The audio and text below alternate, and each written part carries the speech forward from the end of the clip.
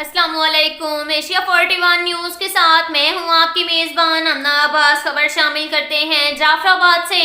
رابطہ جمعیت علماء اسلام پاکستان کے مرکزی امیر مولانا محمد خان شیرانی نے کہا ہے کہ عوام کا جمہوریت سے اعتماد اٹھ چکا ہے۔ جمہوریت اور الیکشن کی ضرورت اب ختم ہو چکی ہے۔ ملک میں شفاف الیکشن کبھی نہیں ہوئے۔ حکمران امریکہ کے مفاداتی تحفظ میں لگے ہوئے ہیں۔ ملک و قوم کے بارے میں کسی کو کوئی دلچسپی نہیں۔ اسٹیبلشمنٹ ہی تمام فیصلے کا اختیار رکھتی ہے۔ دنیا بھر میں ہر کسی کو مذہبی آزادی حاصل ہونی چاہیے۔ ان کی مذہبی مقامات کو احترام سے دیکھا جائے۔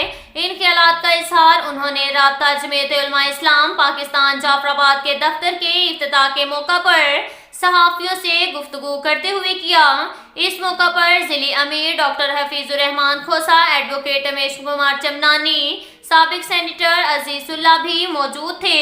ان کا کہنا تھا پی ڈی ایم اور موجودہ حکومت ملک کو توڑنا چاہتے ہیں۔ تحریک انصاف کی حکومت نے عالم اسلام اور نبی اکرم صلی اللہ علیہ وآلہ وسلم کی شان میں گستاخی سے متعلق اقوام متحدہ میں بھرپور آواز بلند کی۔ موجودہ حکومت کے پاس کوئی معاشی پالیسی نہیں۔ مہنگائی کے ذریعے عوام کی حالت بد سے بدتر کی جا رہی ہے۔ ان کا کہنا تھا کہ پارلیمنٹ میں بیٹھے دینی جماعت کے علماء توہین رسالت بل میں رکاوٹ بنے رہے۔ پارلیمنٹ میں بیٹھے لوگ بے اختیار ہیں۔ ووٹ الیکشن اور پارلیمنٹ کی ضرورت نہیں ہے۔ ہر کوئی عوام کا استحصال کرنے میں لگا ہوا ہے۔ آئندہ الیکشن بھی اسٹیبلشمنٹ کی خواہش کے مطابق ہوں گے۔ اسٹیبلشمنٹ کبھی بھی سیاست سے الگ نہیں ہو سکتی۔ اس کے ساتھ ہی ایک اور خبر شامل کرتے ہیں ڈیرہ مراد جمالی سے۔ ایڈیشنل ڈپٹی کمشنر نصیر آباد سید فاروق شاہ نے کہا کہ ضلع نصیر آباد میں تعلیم کے معیار کو مزید بلند کرنے کے لیے ضلعی انتظامیہ محکمہ ایجوکیشن کے ساتھ اپنے تعاون کو یقینی بنائے۔ اس سال بچوں کے داخلہ مہم کو مزید تیز کرنے کے لیے ہر ممکن وسائل بروکار لائے جا رہے ہیں۔ ضلع نصیر آباد میں اس سال 13,852 بچے اور بچیوں کو اسکولوں میں داخل کرانے کا ہدف دیا گیا ہے۔ عوام کو چاہیے کہ وہ 5 سال کے ہر بچے اور بچی کو سرکاری اسکول میں داخل کروائیں تاکہ ایک پڑھا لکھا معاشرہ تشکیل دیا جا سکے۔ ان خیالات کا اظہار انہوں نے داخلہ مہم کے حوالے سے میڈیا نمائندگان کو تفصیلی بریفنگ کے دوران گفتگو کرتے ہوئے کیا۔ اس موقع پر assistant commissioner Chhattar Khadim Hussain Khosa, UNICEF Nasirabad کے coordinator Mola Bakhsh Jamali, district officer education Nasirabad Mudassir Hussain, D D O Sadiq Umrani, D D O female Khanzadi Baloch, D D O Chhattar Abdul Ghaffar Donki, Syed Sajjad Shah سمیت دیگر آفیسران موجود تھے۔ ایڈیشنل ڈپٹی کمشنر نے نصیر آباد سید فاروق شاہ نے کہا صوبائی حکومت بلوچستان میں تعلیم کے فروغ کے لیے سنجیدگی کے ساتھ اقدامات کر رہی ہے۔ غیر حاضر اساتذہ کے خلاف محکمانہ کارروائی کے ساتھ ان کی تنخواہوں سے کٹوتی کا سلسلہ بھی جاری ہے۔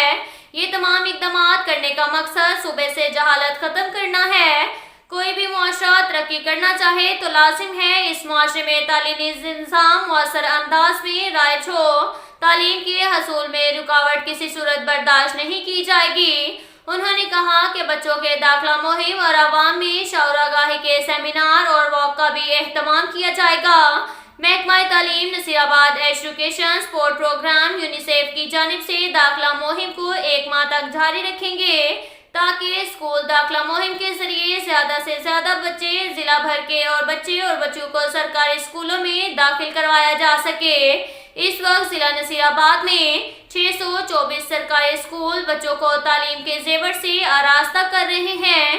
سید فاروق شاہ نے کہا کہ محکمہ تعلیم نصیر آباد اس سال ضلع بھر کے تمام اسکولوں کو ریڈنگ رائٹنگ مٹیریل اور کتب کی فراہمی کو ہر اسکول تک یقینی بنائے گا۔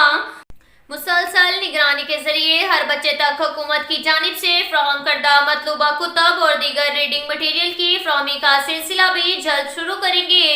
اس کے علاوہ ایجوکیشن سپورٹ پروگرام یونیسیف کی جانب سے اسکولوں کے بہتر منصوبہ بندی کے ذریعے ضلع بھر کے مختلف اسکولوں کو پینے کے صاف پانی کی فراہمی، واش روم کی بحالی اور اسکولوں کی مرمت کے منصوبے کو والدین کمیونٹی کے تعاون سے مکمل کیا جائے گا۔